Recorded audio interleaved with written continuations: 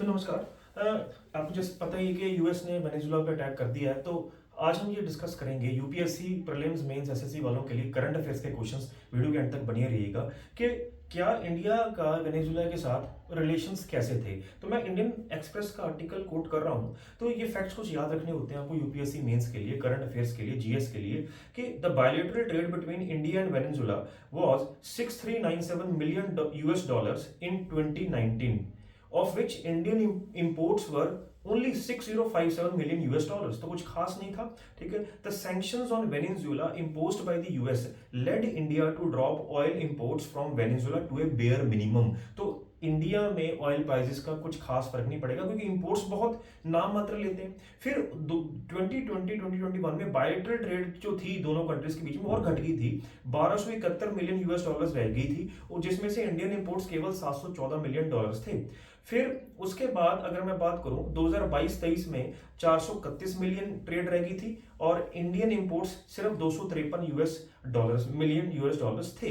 तो clearly pointing to a declining trend following US sanctions on Venezuelan oil. लेकिन हमारे जो पॉलिटिकल संबंध थे, the political relationship between Delhi and Caracas, Venezuela की कैपिटल जो है कैराकास है। आप यूपीएससी प्रीलिम्स या एसएससी के लिए याद रख सकते हैं। बहुत बढ़िया थे 2005 में जब वेनेजुएला के एक्स प्रेसिडेंट ह्यूगो चावेज, ये भी आपने याद रखना है, ये इंडिया आए थे 2005 में। इन्होंने बायलैटरल टॉक्स की थी हमारे respected prime minister Manmohan Singh ji के साथ। फिर निकोलस माडुरो भी इंडिया आए थे। ये 2012 में आए थे जब इंडिया का और community of Latin American and Caribbean states, जिसे सीलैक कहते हैं, इंडिया सीलैक का ट्रॉयका फॉरेन मिनिस्टर्स मीटिंग हुई थी न्यू दिल्ली में 2012 में। तो ये फैक्ट्स याद रखने हैं यूपीएससी एसएससी के लिए। He held talks with the then Indian counterpart SM Krishna ji से उन्होंने बात की थी। फिर ह्यूगो चावेज 2013 में ये गुजर गए, तो यूपीए गवर्नमेंट ने सचिन पायलट जी को वहां पे उनके स्टेट फ्यूनरल में भेजा। ठीक है जी। फिर उसके बाद 2014 में जब नरेंद्र मोदी जी आए तो external affairs minister Sushma Swaraj met Venezuela's executive vice president Jorge Arreaza 22 April 2015 को मिले थे on the sidelines of the Asia Africa summit in 2015 held in Jakarta Indonesia. And minister of state for external affairs general VK Singh retired visited Caracas, जो Venezuela की capital है, on May 24-25 that year. फिर सितंबर 2016 में vice president Hamid Ansari ji Non Aligned Movement यानी NAM summit पे गए थे Venezuela. In recent years external affair minister S Jaishankar met Venezuela's foreign minister Felix Plasencia on the sidelines of United Nation General Assembly in New York 2021 में, और and Carlos Faria minister of foreign affairs again 2022 में UNGA के sidelines में मिले थे। फिर उसके बाद पीयूष गोयल जी को इन्होंने इनवाइट किया था, वेनेजुएलन एग्जीक्यूटिव प्रेसिडेंट ने ये इनवाइट किया था 2023 में to participate in the 9th CII LAC conclave. Latin American countries का कॉन्क्लेव होता है, उस पर इनवाइट किया गया था। ठीक है। सो while the ties were largely economic and the energy basket was the only game in the town, Delhi was careful in its diplomatic engagements with Caracas. There are less than 100 Indians in Venezuela, according to the Indian Embassy records, 50 NRIs and 30 PIOs, persons of Indian origin। तो कुछ खास Indians रहते भी नहीं है, 100 से कम Indians रहते हैं। तो ये कुछ मैं आपको बताना चाह रहा था।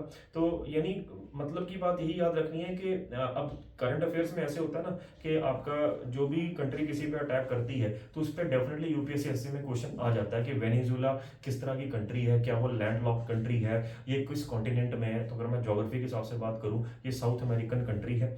ठीक है। ये साउथ अमेरिका के नॉर्दर्न कोस्ट पर स्थित है और समुंदर पड़ता है, यानी नॉर्थ अमेरिका और साउथ अमेरिका के बीच में जो समुंदर है तो उसके टॉप पर ही, साउथ अमेरिका टॉप पर ये कंट्री आपको मिलती है। इसके बगल में अगर नॉर्थ में टॉप में वेनेजुएला, इसके बगल यानी इसके लेफ्ट पर, यानी लेफ्ट में यानी आपका इसके वेस्टर्न साइड पर आपके कोलंबिया पड़ती है, राइट। तो बाकी इसके राइट यानी इसके ईस्टर्न की तरफ आपका कैरिबियन सागर पड़ता है। तो ये ज्योग्राफिकली आपको चीज़ याद रखनी है कि वेनेजुएला में क्या एंडीज माउंटेन रेंज होती है, वहाँ पे एंडीज माउंटेन रेंज भी है।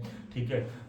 तो ये सब चीज़ें, क्या उसकी ज्योग्राफी है, कैसा उसका क्लाइमेट है, कौन सी क्रॉप्स के लिए वो फेमस है, तो ये सारे पॉइंट्स आपको यूपीएससी प्रीलिम्स और एसएससी के लिए याद रखने, तो गूगल कीजिए, आपको सारा पता लग ही जाएगा। ठीक है। फिर आपको ये भी याद रखना निकोलस माडुरो कितने साल तक प्रेसिडेंट बने हैं वहाँ पर। ठीक है। ठीक है, क्या यूएस और उसका पंगा पड़ रहा था? यूएस ने जो उस पर अटैक किया, बेसिकली उसने कारण दिए, जो उसने ऑपरेशन ये लॉन्च किया है वेनेजुला के अगेंस्ट, इसका नाम भी आपको याद रखना है, इस ऑपरेशन का नाम है United states operation of named absolute resolve, ये उसका नाम है। ये इसने ऑपरेशन लॉन्च किया है वेनेजुला के अगेंस्ट। तो उन्होंने, डोनाल्ड ट्रंप जी ने साफ कहा है कि इन पे ड्रग ट्रैफिकिंग के आरोप हैं, तो लगेंगे इन पर, राइट।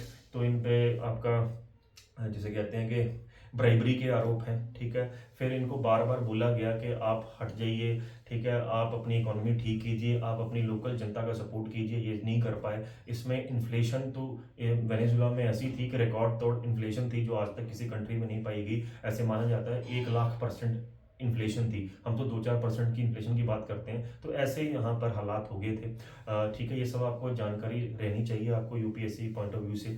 फिर अब डोनाल्ड ट्रंप जी ने ये भी कहा है कि अब हम ही इस कंट्री को चलाएंगे, वेनेजुला को, राइट। देखिए यूएस का अगर हिस्ट्री की बात करें ना, तो जब भी उसने किसी भी कंट्री पे अटैक किया है, उसका मेन फंडा एक ही होता है कि वो चाहती है कि हर कंट्री में प्रो यूएस गवर्नमेंट रहे। जहां पर भी एंटी यूएस गवर्नमेंट होती है, या जो भी चाइना की प्रो बनती है, तो यूएस के उसका रिलेशन अच्छे नहीं होते। तो रिसेंट टाइम्स में ये जितनी भी ग्लोबल ऑयल प्रोड्यूस करती थी कंट्री, इसका 76% ये हिस्सा चाइना को सप्लाई करती थी, ठीक है। हाउ देखिए, 1% ही प्रोड्यूसर है ग्लोबल सप्लाई का, तो एज सच इफेक्ट नहीं पड़ेगा। लेकिन अगर आप रीजनली देखेंगे तो 1% का भी काफ़ी महत्व है, इंपॉर्टेंस है। तो उस 1% में से भी 76% तो ये चाइना को देता था, ठीक है। तो इंडिया का कोई चक्कर नहीं है इसमें, तो ऐसा नहीं कि इंडिया को बहुत ज़्यादा इफेक्ट पड़ेगा। हाँ, अगर तो बहुत सारी कंट्रीज और इन्वॉल्व होती हैं, तो डेफिनेटली आप इकोनॉमी का एक क्वेश्चन, एक कॉन्सेप्ट याद रखिए, जब भी वॉर जैसी स्टेट आती है पूरी दुनिया में, तो सबसे पहले तो जितनी भी जनता है वो सेफ हेवंस में इन्वेस्ट करना चाहती है, यानी गोल्ड और सिल्वर के प्राइजेस